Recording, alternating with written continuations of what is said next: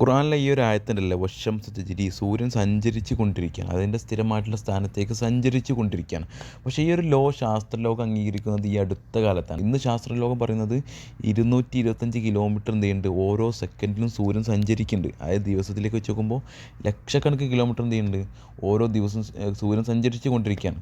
പക്ഷേ അന്നത്തെ ശാസ്ത്രലോകം പറഞ്ഞിരുന്നത്, അന്നത്തെ ചിന്തകർ പറഞ്ഞിരുന്നത് ഈ സൂര്യൻ എന്ത് ചെയ്യാണ്, ഭൂമിയെ ചുറ്റുകയാണെന്നാണ്. പക്ഷേ അവരെ കുറ്റം പറഞ്ഞിട്ട് കാര്യമില്ല. പക്ഷേ ഭൂമി നിൽക്കുമ്പോൾ അങ്ങനെ ഫീൽ ചെയ്യുക അല്ലേ, കിഴക്കുദിക്കുന്നു പടിഞ്ഞാറ് അസ്തമിക്കുന്നു. പക്ഷെ അന്ന് ഖുർആൻ വിരുദ്ധമായിട്ട് തന്നെ പറഞ്ഞു. അതായത് വിരുദ്ധമായിട്ട്, അവർക്ക് വിരുദ്ധമായിട്ട് പറഞ്ഞു എന്ത്, അല്ല, സൂര്യൻ എന്ത് ചെയ്യാണ്, അതിൻ്റെ സ്ഥിരമായിട്ടുള്ള സ്ഥാനത്തേക്ക് എന്ത് ചെയ്യാണ്, സഞ്ചരിച്ചു കൊണ്ടിരിക്കുകയാണ്. അന്ന് ഒരുപാട് ആളുകൾ കളിയാക്കി. പക്ഷേ ഇന്ന് 20-ാം നൂറ്റാണ്ടിൽ ആർക്കെങ്കിലും പറയാൻ പറ്റുമോ സൂര്യൻ സഞ്ചരി? ഇന്ന് നിങ്ങൾക്ക് വേണമെങ്കിൽ എന്ത് ചെയ്യുക, ഗൂഗിളൊക്കെ നോക്കി കഴിഞ്ഞാൽ മനസ്സിലാക്കാൻ പറ്റും. അപ്പോൾ സൂറത്ത് യാസീനിലെ 38-ാമത്തെ ഒരു ആയത്താണ് വശംസ തജ്രി, സൂര്യൻ സഞ്ചരിച്ചു കൊണ്ടിരിക്കുകയാണ്.